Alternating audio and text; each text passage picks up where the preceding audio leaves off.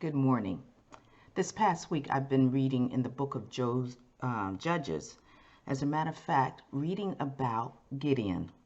If you remember the story of Gideon, God had called Gideon to defeat the Midianites. However, Gideon was afraid to, and he asked God for 3 signs. He did not have faith. He did not want to leave his family. He did not feel that he was worthy to lead the Israelites into this battle. So God in his mercy gave Gideon the 3 signs he asked for. And after God had done the 3rd sign, Gideon decided to go into battle to defeat the Midianites.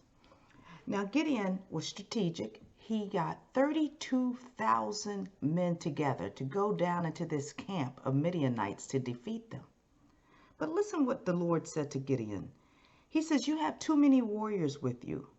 If I let all of you fight the Midianites, the Israelites will boast to me that they saved themselves by their own strength." In other words, if Gideon was to go into this camp and defeat the Midianites, then the Israelites would say, "Hey, we did this. Our 32,000 men, we defeated the Midianites." But God wanted the glory, and it is God's glory. So he says, we're going to have to cut some of these men down. So at first, 22,000 men left, and that left Gideon with 10,000. So Gideon he's okay. All right, we can do this with 10,000.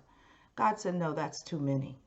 And so God said he was going to have the men kneel, and he was going to look at how they drank the water. And depending on what they did would determine whether they would stay with Gideon to fight.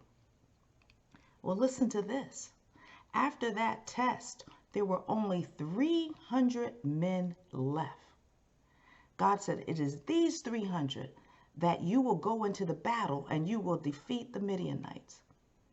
So by now, Gideon trusted God. So the others left, and it was just Gideon and his 300 men.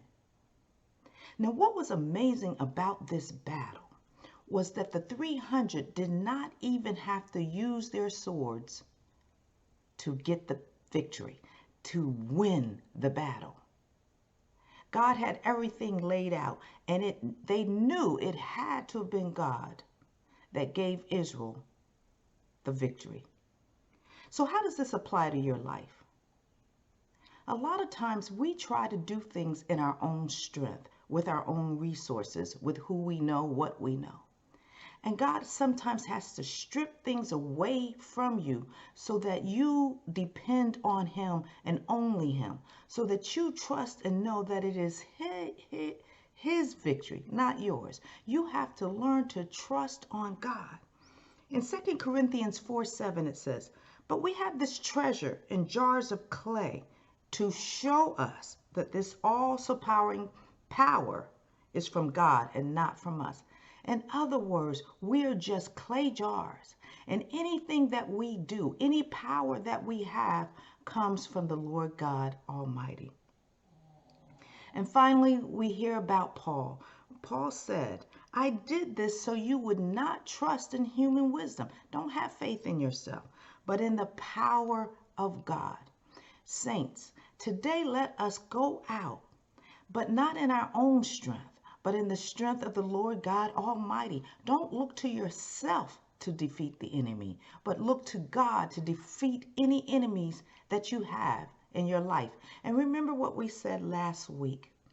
The battle is not yours. It is the Lord's. So let us be like Gideon and trust God and go into battle with what he gives us and not in our own strength.